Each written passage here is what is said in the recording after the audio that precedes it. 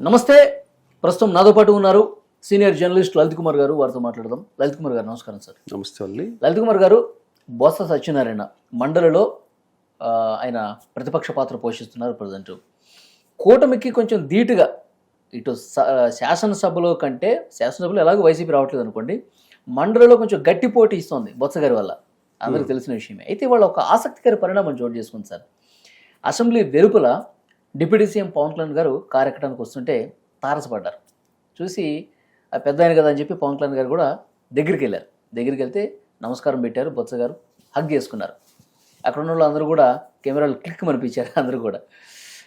ఈ పరిణామం ఎట్లా చూడాలి అంటే, గతంలో నేను ఎందుకు చెప్తున్నానంటే, గతంలో చాలాసార్లు బొత్స కూడా పార్టీ మారతాడని చర్చ జరిగింది. ఆ చర్చ జరిగిన తర్వాతే వెంటనే జగన్మోహన్ రెడ్డి గారు ఈయనకి ఇక్కడ అవకాశం కల్పించారు మండలిలో.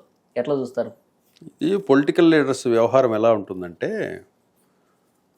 కొంచెం వ్యూహాత్మకంగా ఒక విషయాన్ని, వాళ్ళు చెప్పలేని విషయాన్ని కలయికల ద్వారా, క్యాజువల్ మీట్స్ ద్వారా అట్లా ఒక ఇండికేషన్ పంపిస్తారు మొదటగా.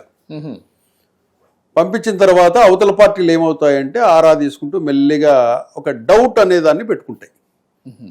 దాన్ని ఎట్లా క్రమేణా ఏం చేసేస్తారంటే, ఇంకా మన దగ్గర ఉండడు బొత్స, ఆయన ప్రిపేర్డ్ అనే స్టేజ్కి మానసికంగా సిద్ధం చేయడానికి ఇది మొదలు. ఇప్పటికే పవన్ కళ్యాణ్కి చాలామంది వైసీపీలో ఉన్న కొంతమంది కీలకమైన వ్యక్తులు టచ్లోనే ఉన్నారు. వాళ్ళు ఇప్పుడు కాదు టచ్లో ఉండేది, ఎన్నికల ముందు నుంచే టచ్లో ఉన్నారు. ఆ విషయం కూడా అన్నీ తెలుసు, జగన్మోహన్ రెడ్డి గారికి అన్నీ తెలుసు ఎవరు టచ్లో ఉన్నారని. అట్లాగే టీడీపీ పార్టీకి సంబంధించి కూడా లోకేష్తో టచ్లో ఉన్న వాళ్ళు చాలామంది ఉన్నారు. కాకపోతే జనసేన కానీ టీడీపీ కానీ ఎలా ఉందంటే, ఇప్పుడు ఈ జగన్మోహన్ రెడ్డి పుణ్యమా అనేసి అంతవరకు ఇవి లైట్గానే ఉండేటి. ఏదో మనం గెలుస్తుంటాము, తర్వాత గెలవాలని ఫైట్ చేస్తుంటాము, గెలుస్తాము, ఓడతాము అని ఈ పాలిటిక్స్ని మరీ ఇంత సీరియస్గా తీసుకోలేదు. అంటే ఇంత కక్ష సాధింపులు అనేటి గతంలో లేవు కదా. ఒక అధికారాన్ని ఈ విధంగా విచ్చలవిడిగా చేసిన పార్టీ ఏది లేదు వైసీపీ లాగా.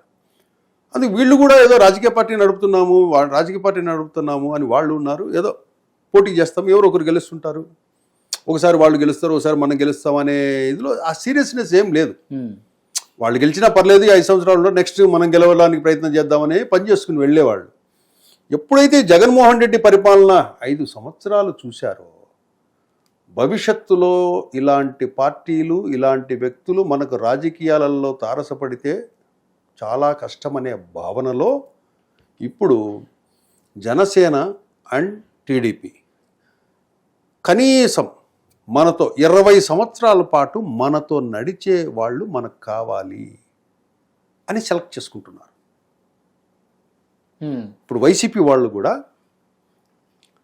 ఇప్పుడు ఒక వ్యక్తి వస్తున్నాడంటే ఇతను మనకు 20 years మనతో ట్రావెల్ చేయాలి, ట్రావెల్ అవుతాడంటేనే చేర్చుకుందాం, లేకపోతే వద్దు. నువ్వు పదవుల కోసమో ఇంకోటి కోసం రావద్దు, మాతో ట్రావెల్ చేయాలనంటే రా అని చూసి సెలెక్ట్ చేసుకుంటున్నారు. అందులో భాగంగానే బొత్స సత్యనారాయణ మీటింగు తదుపరి ఏమవుతుందంటే, ఇంకొక 6 నెలలు ఈ లీక్స్ అన్నీ వస్తుంటాయి. ఇంకా ఇప్పుడు బొత్స కలిసిందేటి, ఇంకా తర్వాత దాని మీద చర్చ జరుగుతుంది, తర్వాత అది మామూలుగా అయిపోయిన తర్వాత చేరిపోతుంటారు. అదొకటి. ఉత్తరాంధ్రకు కూడా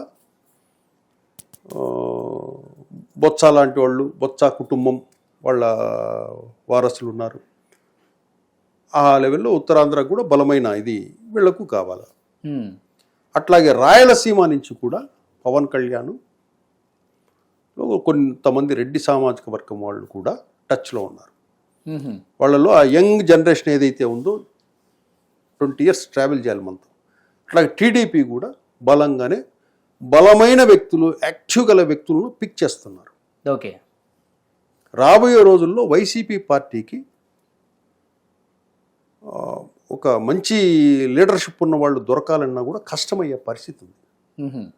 అందుకు ఆచితూచి తీసుకుంటున్నారు. ఇటు బొత్స కలిశాడు అంటున్నారు కదా, అవును. బొత్స కలిసింది ఇప్పుడు చూస్తున్నారు మీరు. మ్.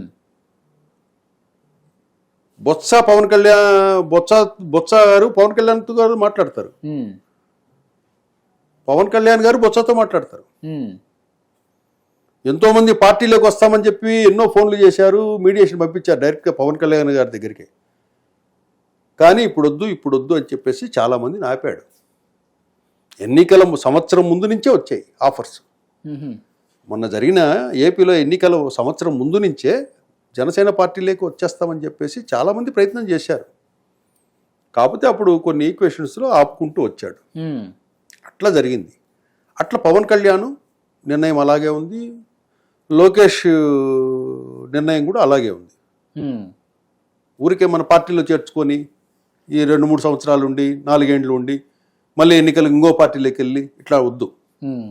వస్తే నాతో ట్రావెల్ చేయి 20 years. మ్. అంటే ఒక మొట్టమొదటిగా సార్ 10 సంవత్సరాల ప్లానింగ్తోనే ఈ కూటమి ముందుకు పోతుంది అనుకోవాలా? దాంట్లో భాగంగానే 10 ఏళ్ళు చంద్రబాబు గారు ముఖ్యమంత్రిగా ఉండాలని పవన్ కళ్యాణ్ గారు సభలో ప్రకటించడాన్ని అట్లాగే అర్థం చేసుకోవాలి. వైసీపీకి రానియకూడదు. ఇప్పుడు వైసీపీ పాలన చూసిన తర్వాత వైసీపీ రాకూడదనే ఉద్దేశంతో ఇప్పటి నుంచే నెట్వర్క్ బిల్డ్ చేస్తున్నారు. అట్లాగే వైసీపీ రాకూడదని రేపు మొన్న ఎలక్షన్స్కి ఎక్కడి నుంచి అయితే జనాలు వచ్చి ఏ విధంగా అయితే పోరాడారో రాష్ట్రం కోసము, నెక్స్ట్ వచ్చే ఎలక్షన్స్కు మొన్న పడిన కష్టం కంటే డబుల్ పడతారు జగన్మోహన్ రెడ్డి గారు రాకూడదని. మ్. ఎందుకంటే ఆ జగన్మోహన్ రెడ్డి పరిపాలన అంత భయపెట్టింది వీళ్ళని. అందుకోసము శక్తి యుక్తులు మొన్న కష్టపడిన దానికంటే డబుల్ కష్టము నెక్స్ట్ ఎన్నికలకు పడతారు. ఓకే. రాకూడదు. మళ్ళీ ఎందుకంటే కొత్తగా మళ్ళీ బిల్డ్ చేసింది మళ్ళీ అక్కడ నాశనం అయిపోతుందని చెప్పి భయం అదే. మళ్ళీ జగన్మోహన్ రెడ్డి తన మనస్తత్వము అన్నీ చూశారు కదా, మళ్ళీ వచ్చాడంటే అమరావతి లేదంటాడేమో, రేపు వచ్చినాక 6 రాజధానులు అంటాడేమో. ఇదెక్కడ గోల్రా బాబు, ఇది ఇప్పటికే రాజధాని లేక సస్తున్నాము. ఒక కంపెనీ మొన్న 5 సంవత్సరాలు వచ్చింది లేదు, పోయింది లేదు అనే ఉద్దేశంతో జనాలలో బాగుంది. కాబట్టి వీళ్ళు 10 సంవత్సరాలని ప్రజల మైండ్ సెట్ను ఫిక్స్ చేస్తున్నారు. ఓకే. మన టార్గెట్ 10 సంవత్సరాల్లో మన రాజధాని ఫిల్ అయిపోవాలి. ఆ కాన్సెప్ట్తో పోతున్నారు. పవన్ కళ్యాణ్ గారు కూడా ఏం చేస్తున్నారంటే, చంద్రబాబు గారే 10 ఏళ్ళు పాటు సీఎంగా ఉంటాడు అంటే కనుక ఆ చంద్రబాబు గారు ఈ రాజధానిని ఆంధ్రప్రదేశ్ను చక్కగా నిర్మిస్తాడు అనే ఉద్దేశంతో అదొకటి సైను. ఇంకోటి, మా కూటమిని విడదీయలేరు, మా కూటమి చాలా బలంగా ఉంది, మేము మ్యూచువల్గా చాలా స్ట్రాంగ్గా ఉన్నాము, మాలో ఎటువంటి అమరికలు దాపరికాలు లేవు, రాజకీయాలు లేవు అనే మెసేజ్ ఇవ్వడానికి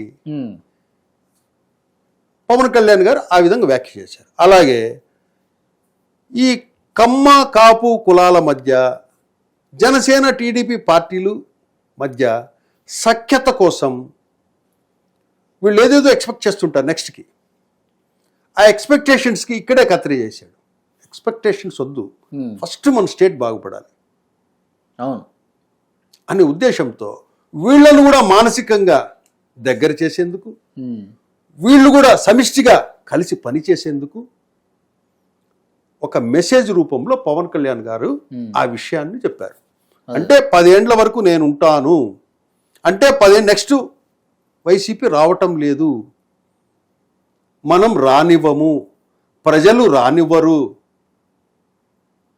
అనే మెసేజ్ని ముందుగానే ప్రజలకు క్యాడర్కు మొత్తం చెప్పేశాడు. ఓకే. అది ఆ వ్యాఖ్యల వెనుక సారాంశం. అదే, ఒకవైపు ఇదే ప్రభుత్వం కొనసాగాలి, ఇదే నాయకత్వం కొనసాగాలి, మరోవైపు పార్టీల పరంగా కూడా మరింత స్ట్రెంగ్తన్ కావాలి. బొత్స లాంటి వాళ్ళు జాయినింగ్స్ కూడా అదే కారణం. అవును, మొత్తం 3 ప్రాంతాల్లో కూడా 3 ప్రాంతాల్లో వస్తారు. బొత్స గారికి అటుపక్క మంచి పేరుంది. ఇంకా ఆయనకు వేరే మార్గం లేక వైసీపీలో కొనసాగాల్సింది తప్పితే ఇంకా వేరే మార్గం లేదు. ఇప్పుడు వీళ్లకు ఇప్పటి నుంచి కాదు, మంచి సత్సంబంధాలు చిరు కుటుంబంతో అన్నిటితో బాగున్నాయి బొత్స గారికి. కాకపోతే రాజకీయాలు కొన్ని రాజకీయ పార్టీలని పరిస్థితుల దృష్ట్యా కొంచెం కొన్ని చోట్ల మౌనంగా ఉండడము, ఏదో కనపడ్డాము నామకే వాస్తాన్ని అట్లా ఉండడము ఇవి చేసుకుంటూ వచ్చాడు ఇన్ని రోజులు. కాకపోతే తొందరలో మనం బొత్స సత్యనారాయణ గారిని ఏదో ఒక పార్టీలో చూడొచ్చు. Thank you very much sir. Thank you.